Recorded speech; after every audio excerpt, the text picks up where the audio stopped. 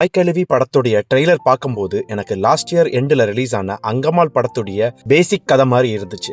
அங்கம்மாள் படத்துலையும் எல்லா சிச்சுவேஷனையும் சமாளிக்கக்கூடிய ஒரு தைரியமான லேடியாவும் வட்டிக்கு விடுற ரேடியாவும் தான் போர்ட்ரே பண்ணியிருப்பாங்க. அதனால இந்த படத்து மேல எனக்கு இருந்த ஹோப்ஸ் கொஞ்சம் கம்மியா தான் இருந்துச்சு. இந்த படத்துடைய டைரக்டரான சிவகுமார் முருகேசனுடைய பேட்டிகளையும் ராதிகாவுடைய மேக்கப்புக்கு மெனக்கிட்ட விஷயங்களை பத்தி அவர் எக்ஸ்பிளைன் பண்ணதையும் பார்த்து இந்த படத்து மேல எனக்கு கொஞ்சம் நம்பிக்கை வந்துச்சு.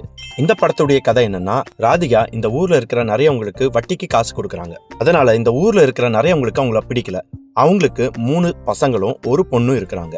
ஒரு கட்டத்துல ராதிகாவுக்கு பக்கவாதம் மாதிரி வந்துருது. அப்படி படுத்த படுக்கையா 2-3 நாளா இருக்கக்கூடிய ராதிகா எழுந்திக்க கூடாதுன்னு ஊர் மக்கள் நினைக்கிறாங்க.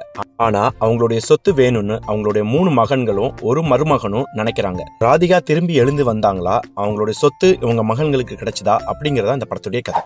ரொம்பவே சிம்பிளா இந்த கதை இருந்தாலும் ஃபர்ஸ்ட் ஹாஃப்ல இருந்த சின்ன சின்ன காமெடிகள் நம்மள கொஞ்சம் என்கேஜ் பண்ணிச்சு. ஆனா ஃபர்ஸ்ட் ஹாஃப்ல அது கொஞ்ச நேரத்துக்கு மேல ரொம்ப லாங்கா இருக்கிற மாதிரி ஒரு ஃபீலிங் கொடுத்துச்சு. படத்துடைய பெரிய பிளஸ் பாயிண்ட் அந்த படத்துடைய செகண்ட் ஹாஃப்.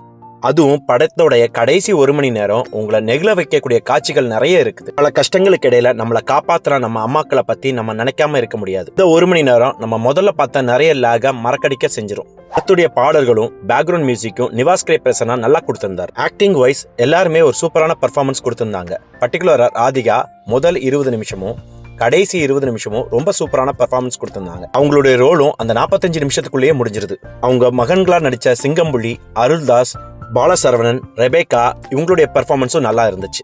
அவங்க மருமகனா நடிச்ச முத்துக்குமாருடைய பெர்ஃபார்மன்ஸும் ரொம்ப நல்லா இருந்துச்சு. இவங்க எல்லாருடைய பெர்ஃபார்மன்ஸும் நல்லா இருந்தாலும் எனக்கு முனிஷ்காந்தோடைய பெர்ஃபார்மன்ஸும் கோயிலுக்கு வெளியே குடிகாரனா இருக்கக்கூடிய ஒருத்தருடைய பெர்ஃபார்மன்ஸும் நல்லா இருந்துச்சு.